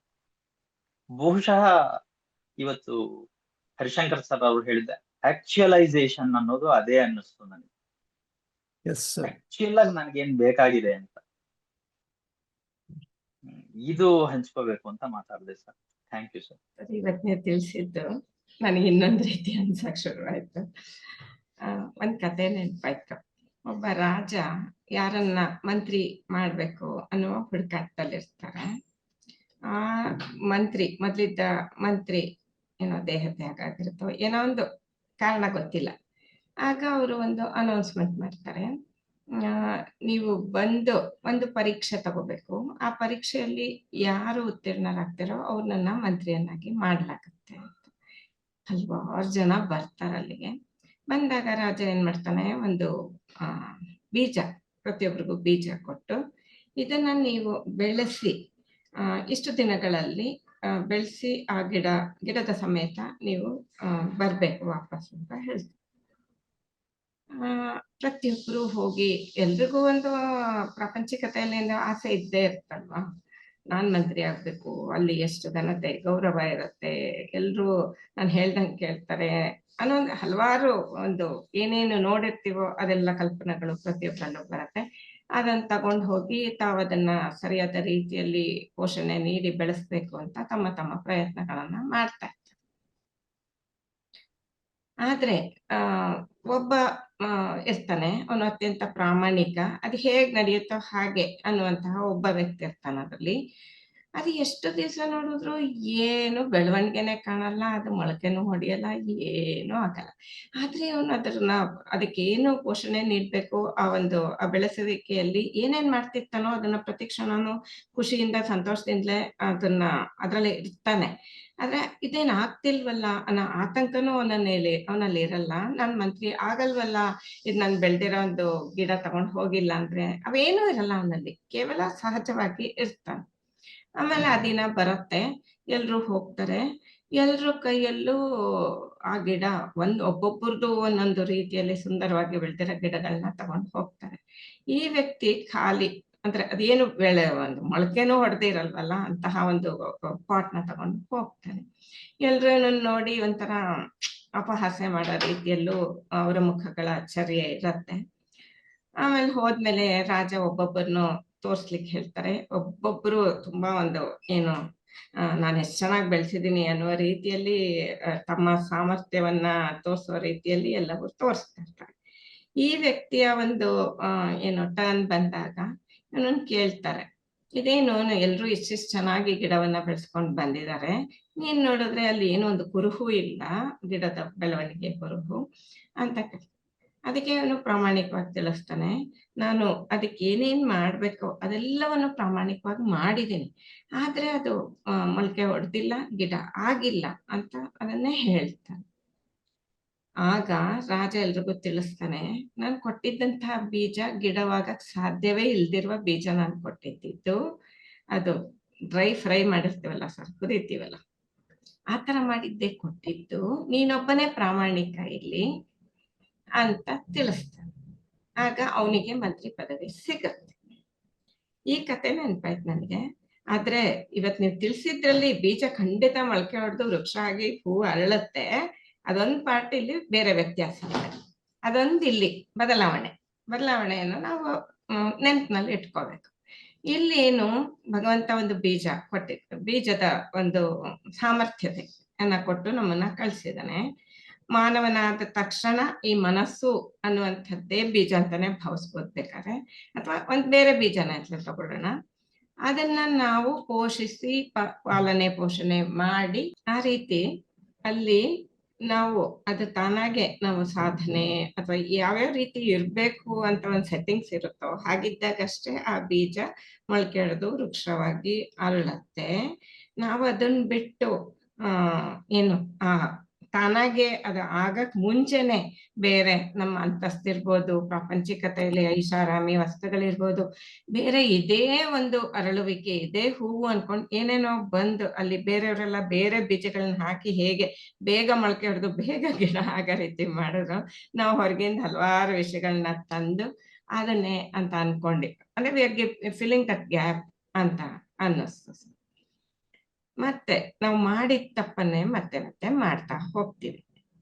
ಹಿಂದಿನ ಜನ್ಮಗಳಲ್ಲಿರ್ಬಹುದು ಇದೇ ರೀತಿಯ ಒಂದು ಬೀಜನೇ ತಂದಿದ್ವಿ, ಅದರ ಅಂದ್ರೆ ಅದು ಸ್ವಲ್ಪ ಮಟ್ಟಿಗೆ ಒಂದು ಏನೋ ಒಂದು ಪ್ರೋಗ್ರೆಸ್ ಆಗಿರುತ್ತೆ, ಪ್ರಗತಿ ಅಲ್ವಾ ಸರ್? ಅದು ಕ್ಯಾರಿ ಫಾರ್ವರ್ಡ್ ಅಲ್ವಾ?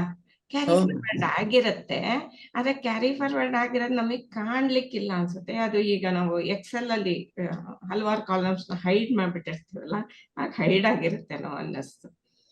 ಧ್ಯಾನ ಈ ರೀತಿಯ ಒಂದು ಏನು ಧ್ಯಾನ ಸಾಧನೆ ಇಂಥದ್ರಲ್ಲಿ ಇದ್ದಾಗ ಹಿಂದೆ ನಾವ್ ಏನೇನ್ ಮಾಡಿದ್ವಿ, ಏನ್ ಮಾಡಿದ್ರೆ ಏನಾಯ್ತು, ಆ ಬೀಜ ಮೊಳಕೆ ಹೊಡೆಯುವ ಪ್ರೋಗ್ರೆಸ್ಸಿಗೆ ನಾವ್ ಏನೇನು ಅಡೆತಡೆಗಳನ್ನ ಮಾಡಿದ್ರೆ ಅದ್ ಬರಲ್ಲ, ಅಥವಾ ಏನ್ ಮಾಡಿದ್ರೆ ಅದು ಬೆಳವಣಿಗೆ ಆಗತ್ತೆ ಅನ್ನುವ ಎಲ್ಲವೂ ಸಹ ಹೈಡ್ ಆಗಿದೆ. ನಾವು ಈ ಧ್ಯಾನದಲ್ಲಿ ಇದ್ದಾಗ ಅದು ಅನ್ಹೈಡ್ ಆಗತ್ತೆ. ಹಾಗಾಗಿ ಅಂತಹದ್ದೇ ತಪ್ಪುಗಳನ್ನ ನಾವು ಮತ್ತೆ ಮಾಡ್ಲಿಕ್ಕಿಲ್ವೇನೋ ಅಂತನೂ ಅನ್ನಿಸ್ತು. ನೆಕ್ಸ್ಟ್ ಈ ಬೀಜ ಅಂದಾಗ ನೀವು ಕಾನ್ಶಿಯಸ್ನೆಸ್ ಬಗ್ಗೆ ತಿಳಿಸಿದ್ದು ನೆನಪಾಯ್ತು. ಈ ಕಾನ್ಶಿಯಸ್ ಪಾರ್ಟ್ ಬರೀ ಕೇವಲ 1/10 ಇರುತ್ತೆ, ಮಿಕ್ಕಿದೆಲ್ಲ 9/10 ಇಸ್ ಏನು ಏನು ನಮಗೆ ಅಗೋಚರವಾಗಿರುತ್ತೆ. ಅದಕ್ಕೆ ನಾವು ಐಸ್ಬರ್ಗ್ ಫಿನಾಮಿನನ್ ನೆನಪಿಸ್ಕೊಂಡ್ರೆ, ಇಷ್ಟು ದೊಡ್ಡ ಮಂಜುಗಡ್ಡೆ ಇದ್ರೂ ಮೇಲ್ಗಡೆ ಕಾಣುವಂಥದ್ದು ಕೇವಲ ಸ್ವಲ್ಪ.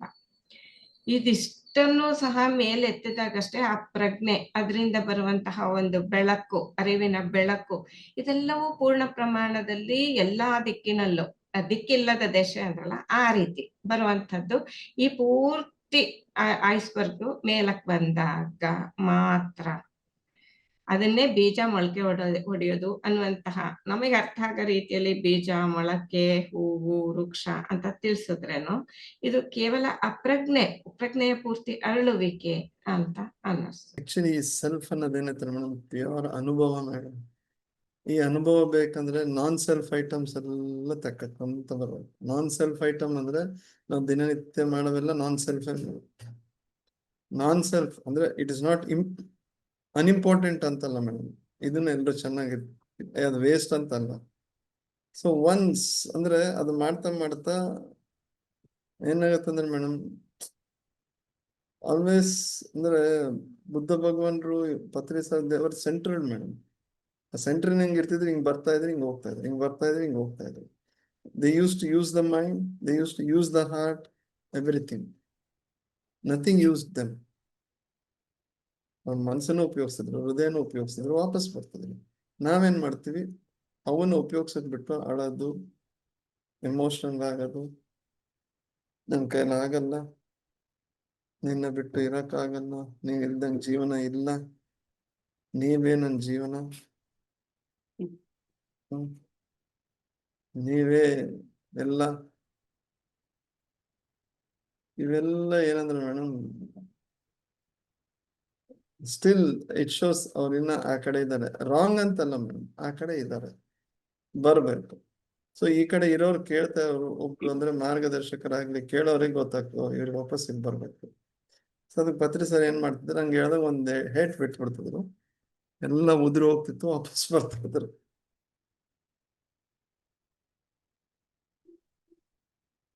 ಅಂದ್ರೆ ಆ ಏಟಿಂದ ನಾನ್ ಸೆಲ್ಫ್ ಗಳೆಲ್ಲ ಉದ್ರೋಗ್ತಿತ್ತು. ಉದುರೋಗೋದಂದ್ರೆ ಯಾವ ಬೇಕೋ ಅವಾಗ ಹೋಗ್ತಾ ಇದ್ದೆ ನಾನ್ ಸೆಲ್ಫ್ ಕಡೆ.